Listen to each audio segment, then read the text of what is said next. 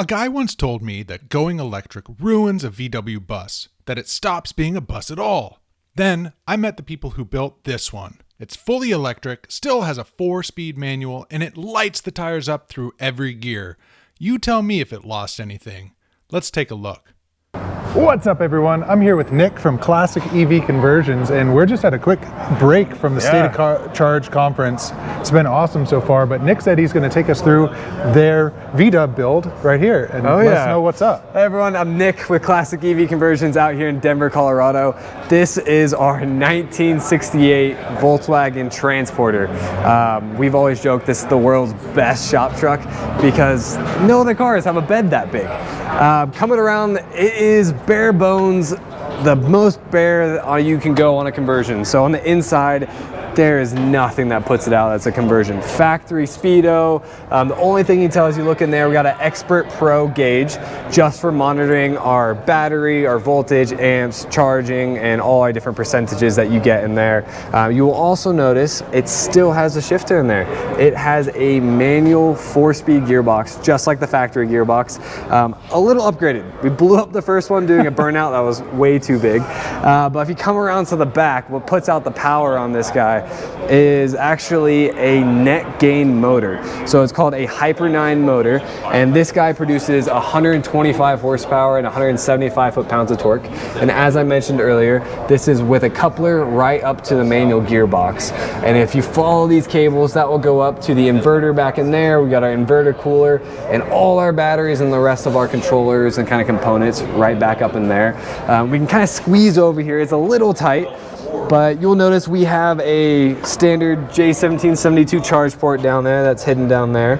And then actually in this treasure chest right now, unfortunately I can't really open it with the wall, but we have 8 Tesla modules right here, 2 more in the back where the gas tank used to be. And those are all 5.3 kilowatt modules, so it's a total of a 53 kilowatt module pack. So 53 kilowatts, Hyper9 motor, gets us about 130 miles of range, depending on how we drive it. But it is, it's just a lot of fun. Super fun. Yeah, we haul and tow and pretty much put way too much weight in here than we should, and we absolutely just love this truck. But yeah, that's kind of a gist here. If you want to check it out, you can check it out online. The nickname for it is Leo. So there's a long story about that one that we can get into at some point. But yeah, this is the shop truck. Awesome, man. Well, thank you. Hey, so a couple questions here. Yeah, of course. Is this the shallowness of the bed, is that stock? Is that how it was, or did you guys modify that to be able to put more batteries and stuff? No, believe it or not, it is all stock. We always thought it was kind of strange. Yeah. But come to find out, they lifted it up like this so you could have the treasure chest from factory, and the rear gas tank was actually almost touching underneath. So I think that was one of the reasons as well. But yeah.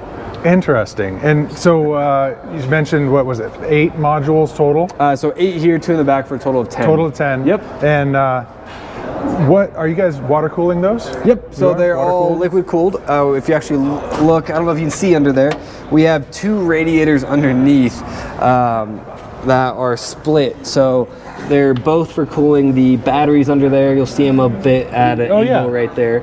So that's cooling the batteries, and the fans are also on just a very rudimentary temp switch that is on the modules themselves. So when they get to a certain temp, they'll flip on the fans for that. What are you guys using for battery management on this? So we actually don't have a battery management on this truck. Oh, I know, it's terrifying. No. Another bad thing that we do on this is they are not in battery boxes. So the modules are in a exposed battery box. They are open.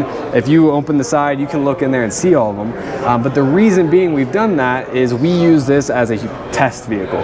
So when we have new BMSs and other components we want to use and try, we'll hook them up to this easily, test it for a number of weeks to months to see if we like that product to put it on our customer cars.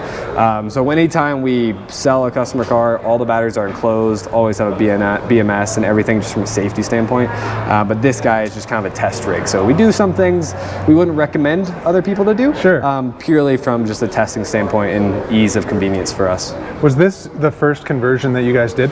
Actually wasn't. The first one we've ever done was I always mess up on the year. It's a 69 Volkswagen Bug. Okay. My uncle and his daughter did that a number of years ago using an EVUS kit. Oh, okay. And he called me out and he goes, you have to drive this thing.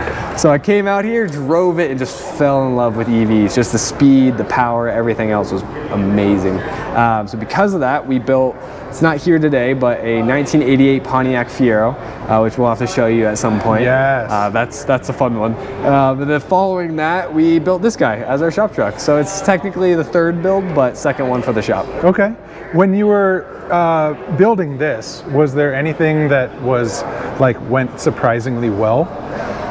So this was my first time personally using the Hyper9 motor, and I was very hesitant on how it was all going to line up, and the coupler and everything else. So it kind of comes as the motor, the bell housing adapter, the coupler, the spacer ring, depending where you got the coupler, your flywheel, your clutch. And normally you put it together on a gas car and you're like, oh yeah, bolt it all up, you're good to go. And on this, you're like, okay, gotta heat up the bell housing a little bit, press it on, bolt it down, and then gotta put the spacer on, heat it all up. And I was very worried that if something didn't go on centered, the vibrations would cause a lot of issues. Yeah. So that was probably one of the things I was surprised went so smoothly putting it together, was assembling the motor to bolt it right up to the transmission. Were you the first one to take this for a drive and it was done? I was. Yeah? I was. What was that like? It was the feeling you get of creating something and then driving it, but something that you convert to electric is a whole new feeling. It is like you've transplanted a heart, and I'm not a surgeon, so I don't know what that feels like, but it was amazing. You get in this thing, you turn on no noise, you're so nervous because you don't know what's going to happen when you press the gas, and the moment it moves, it's just, it puts a huge smile on your face. I love it. That's awesome. So, hey, can we walk around to the front real quick? Of course. With these Hyper9s, it's really common people are maintaining the 5-speed transmissions. I've actually talked to plenty of people who they're maybe not into the whole idea of putting in a single speed like a Tesla motor or something like that, but they go, oh, I could just hook it up to a 5-speed, and that's like a selling point for some folks. It is. What is that actually like, driving a 5-speed EV? You know, it's really interesting because it's a big mix, like you were saying, of people who love it and hate it. I actually personally love it because then you have all the lower gears for acceleration and the upper gears for cruising on the highway. But my favorite part is I'm a big gearhead. I love shifting through the gears and just letting it rip. So I love the chance to, pop into first, light the tires up, and just go all the way through the gears. But if I'm feeling lazy that morning and I'm just heading into work, I'll stick it in third gear, and it has so much torque I can cruise all the way to work. Even fourth if I want. Accelerates a little slow for my personal preference, but it's great. The usability and the type of driving you can do varies so greatly versus just having a single speed gearbox where that's kind of all you get. But it's nice to have that option with the Hyper9 for how you want to drive it. Do you have to feather the clutch, or could I stall this thing? No, you couldn't stall at all. Are you sure? 100%. Okay. You could kind of make it chug a little bit depending on how you're doing the clutch, but it will never stall. Interesting. Which is amazing because, I mean, that's a big difference from like a 5-speed in a gas car. Yeah, and one of the weird things that takes the longest for everybody to learn, you don't press the clutch in when you're slowing down because you want it in gear so the motor will regen and charge up the batteries, which also helps you decelerate. Think of it, we always describe it as heavy engine braking or like diesel braking with a diesel motor.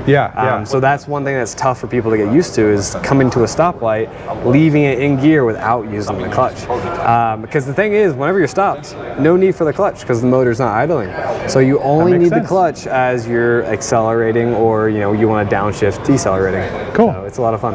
Well, this is an awesome build. Thanks so much for sharing some of the details with us. Of course. And I'll look forward to seeing some more at your shop. Awesome. Thank you. Right on. Looking forward to having you come by. I appreciate sure. it. Have a good one.